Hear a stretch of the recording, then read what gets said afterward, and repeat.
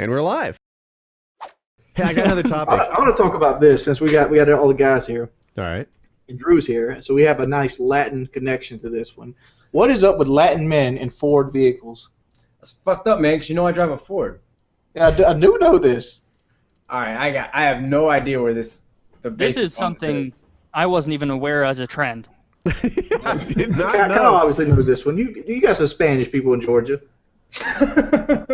Yeah, there's a very huge Mexican population here. Yes.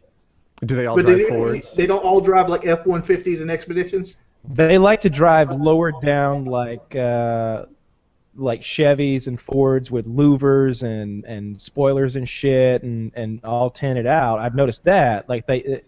But as far as picking a brand, I think they're usually just happy to get their hands on a running vehicle. I've seen a lot of them with those cars that have like a screwdriver key. It's just a screwdriver jammed in the steering column. So I don't know too many of the picky Latinos. Those are classified as rentals. That's not theirs. That's a rental. That's different. You know what? that can be any make or model. Have you seen the Vine of the Latin dude that used the jack as like a spare tire? No. Jack, is it what? Yeah, he used like a floor jack, a 2.5-ton floor jack as a spare tire. He had it rinsed onto the axle. Oh, so those little wheels Yeah. work. That's all right. For the record, because I don't know any of y'all know me. I'm not that kind of Hispanic. My Ford has 4 tires.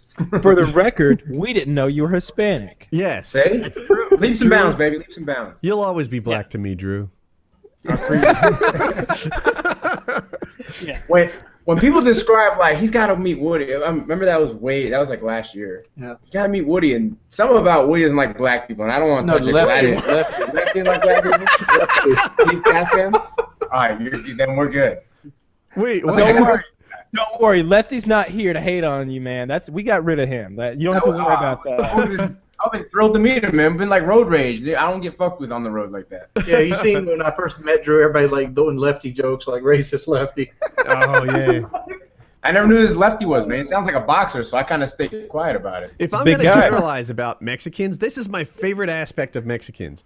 They help people who are having trouble on the road. I've had 2 situations where I needed a hand. So just like a week ago, actually, I was near my new house. I was at a gas station, and there was a woman there, and she was stranded because her tire was flat. It just so happens that my truck, because I did off-roading, has an air compressor under the hood. So I'm like, all right, cool, I can help this lady out. And so I'm pumping it up, doing my thing, giving her gas, and it is leaking. I figured it was a slow leak because it's not at her house, right? She's down the road. How fast can this leak be? Fast. And now I'm stuck because I've started to help a person, and I want to be oh, look at the time. Can't help you. Committed. My idea ran out. You're on. It was I was kind of a one-trick pony. I was gonna, put air in your tire and then let you get wherever you're going and to where it's gonna. But the sidewall had it was I don't know, but picture a spike or something had gone in the side. It was big enough that you could almost get your pinky in it. So a couple Mexican guys see me not knowing what to do next, and they start grabbing a tire plug, and they manage to jerry rig it. You just stuff it in the side of the hole, and That's how tire plugs work. and it didn't do a good job or anything, but it let her get to where she was going. It worked, right? Because they stuffed it full, and it was I don't know if you know what a tire plug looks like, but it's like a thick tar string kind of thing, and they had 3 of them stuck in there, and it was coming out of the side of the tire by half an inch going down the road. It wasn't a permanent repair, but they got her going, and I was grateful. And it was not everybody just freaking chips in when that happened. Then the other time is a couple years ago, actually. This lady, I think she was just out of gas, but she was only 30 yards, 40 yards from a gas station. And she's driving a smallish car. And she's stuck there, and her blinkers are on. She's stopping traffic. And when I saw her, I looked in her eyes, there was this panic going on. She didn't know what to do or how to handle this, and people were honking at her, and she was in kind of a bad way. So and she was older. So I pulled into the gas station, and I ran out, and I started to push her to the gas station. That was my intent. I was going, it's not that big a car, I'll just push her.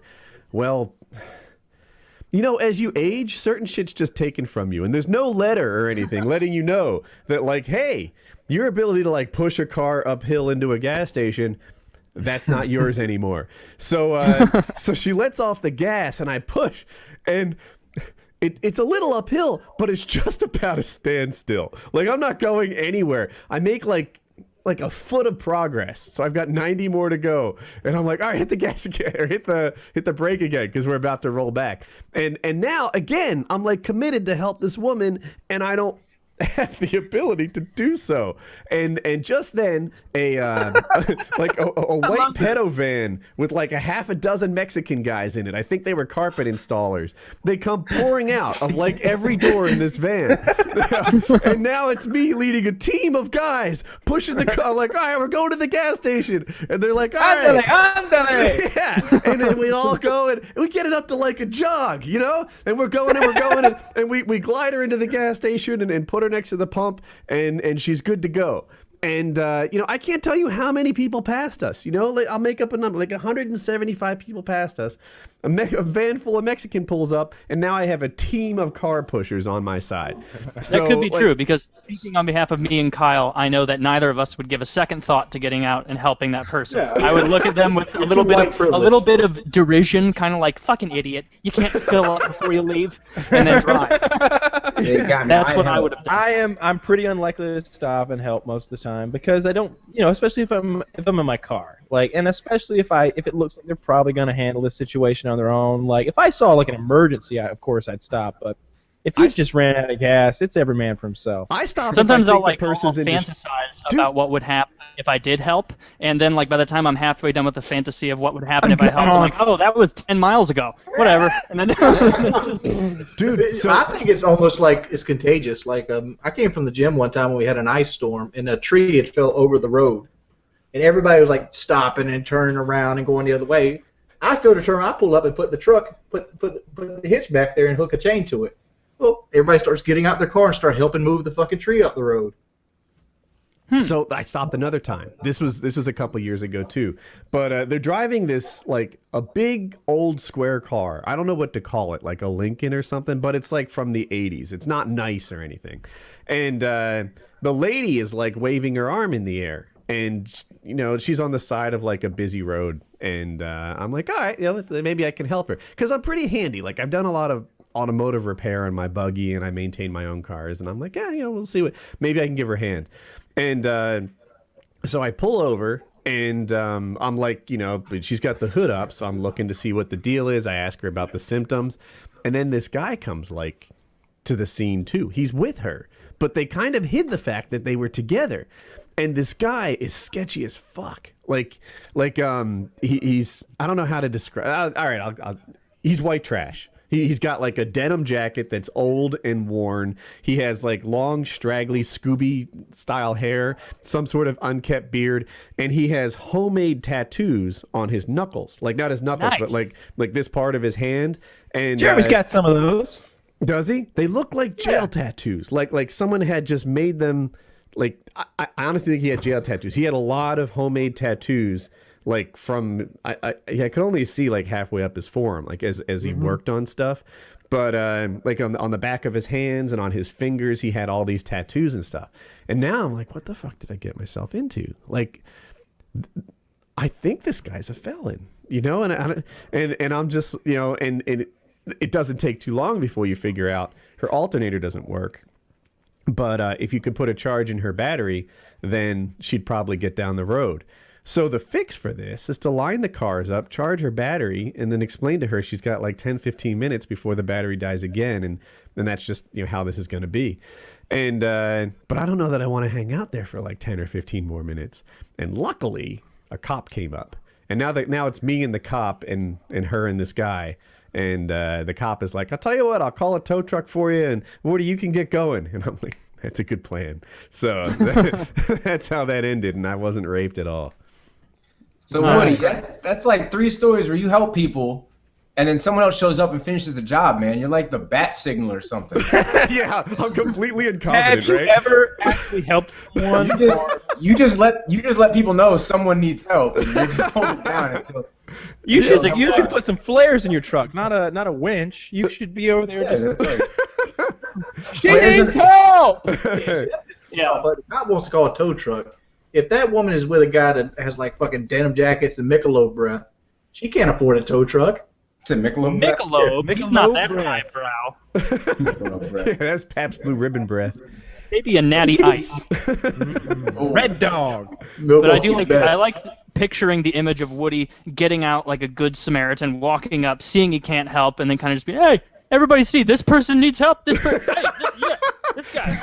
Get over here. I wish he were smoother about it though, because I feel like he gets there, realizes, this isn't in my expertise, and he's kind of gets stuck. I wish that he would walk up and be like, "Oh, you're fucked. I'm out of here. Like I don't know shit about that. You got a mechanical problem. You need a mechanic. See ya." I feel like every one of Woody's stories, he gets like 8 minutes into like the event you're talking about before you realize like, fuck, I shouldn't have stopped. God, again, I can't help. Again, I'm just standing here with That's a not true. convict. The alternator chick, I totally would have gotten her back to her house safely had there not been a felon loitering around. Or back. The flat You can tire use the word person felon was like a reasonable changes as a assumption. human being. And the push the car person, like you assholes just haven't got old yet. You'll see. Like this is The only thing I'll think about during that story is I had to push my truck like at Kyle's house in like the red Georgia clay, and pushing a truck on grass is different than pushing a truck on road. Yeah.